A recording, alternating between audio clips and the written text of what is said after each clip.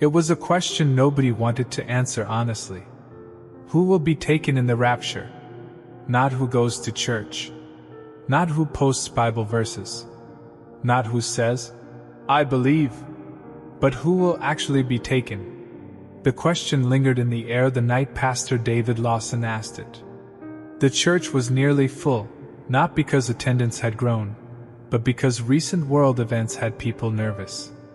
Wars overseas. Economic instability.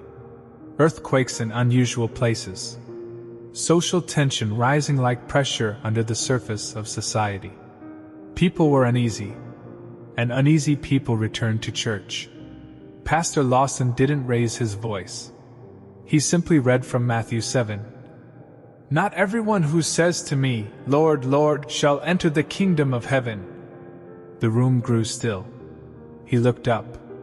"The rapture is not about religion," he said quietly. "It's about relationship."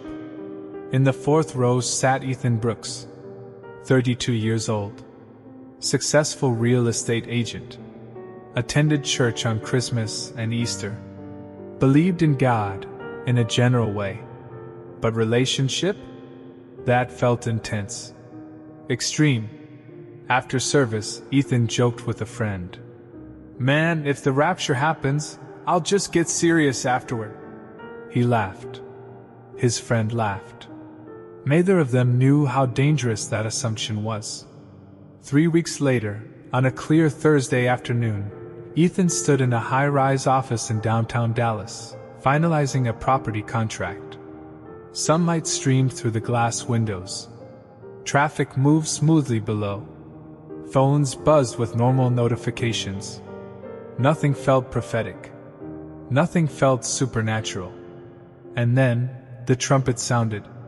It wasn't loud in the traditional sense, but it carried authority. It pierced through conversation, through thought, through time itself. Ethan froze.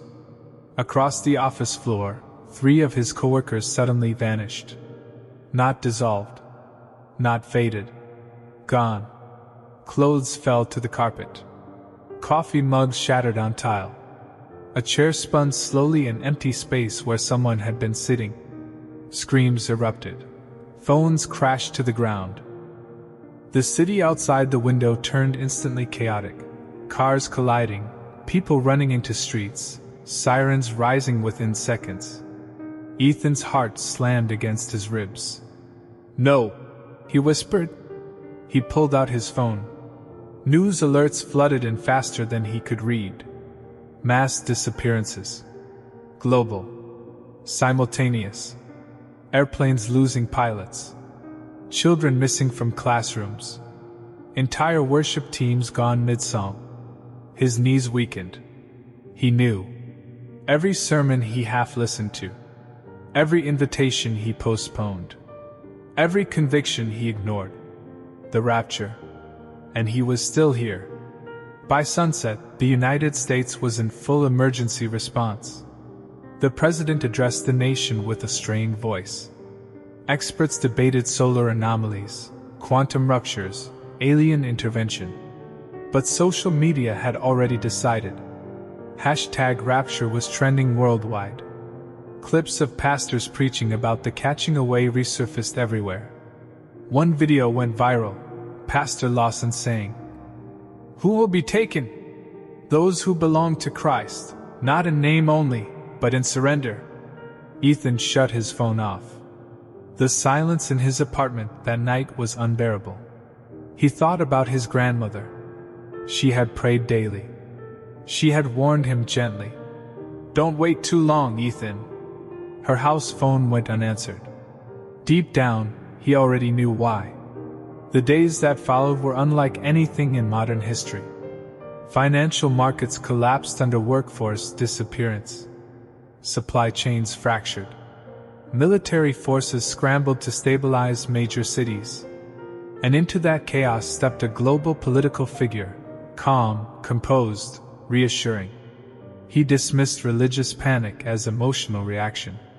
"We must not allow superstition to divide humanity further," he said. He proposed unity. Global digital identification. stability through integration. People were desperate for order. They accepted quickly.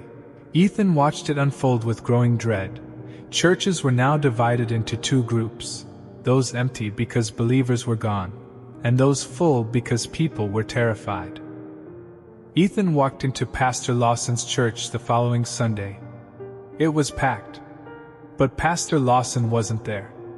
His suit had been found folded neatly in his office chair. A younger assistant stood at the pulpit, pale and trembling. He was ready, the assistant whispered.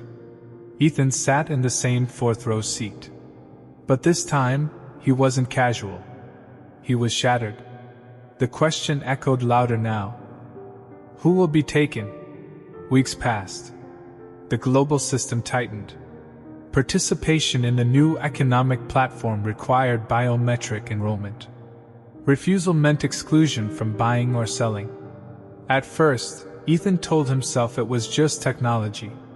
But when public allegiance ceremonies were added, verbal affirmations recognizing global authority above all religious divisions, his stomach dropped.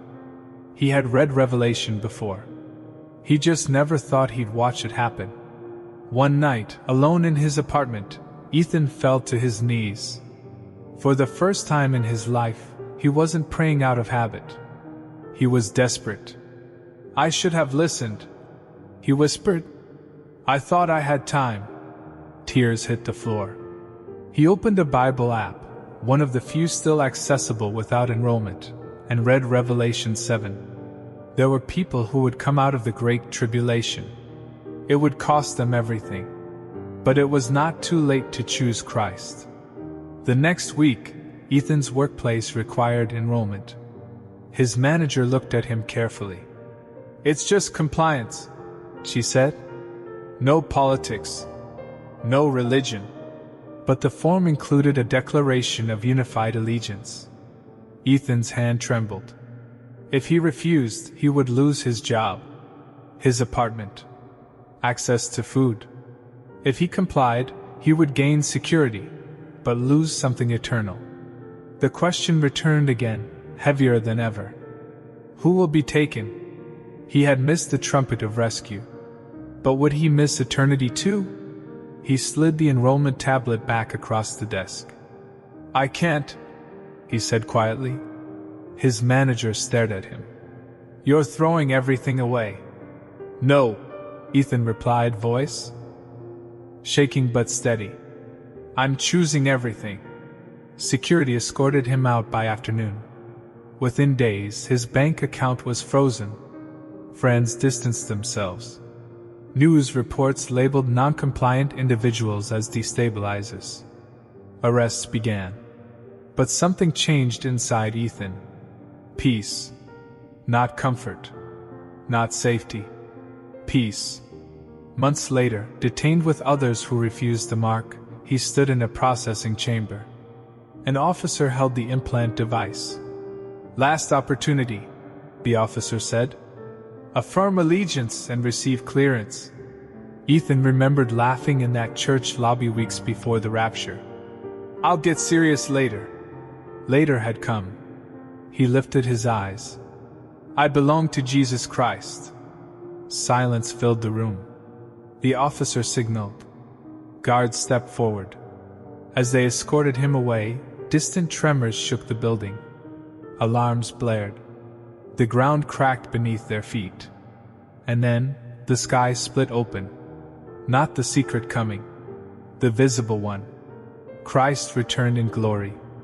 Every eye saw him. The systems of control collapsed instantly. The one who demanded global allegiance stood powerless before true authority. Ethan fell to his knees in the fractured courtyard. He had missed the rapture. But he had not missed surrender. And in that moment, as heaven opened and judgment fell, he understood the answer to the question that had haunted him. Who will be taken? Not the perfect. Not the religious. Not the comfortable. But those who truly belong to Christ. Those whose faith is not cultural, but surrendered. The trumpet had already sounded once. It would not sound again for rescue. but eternity was still secured by allegiance. And as glory filled the sky, Ethan whispered through tears, "Jesus is Lord." This time, it wasn't casual. It was forever.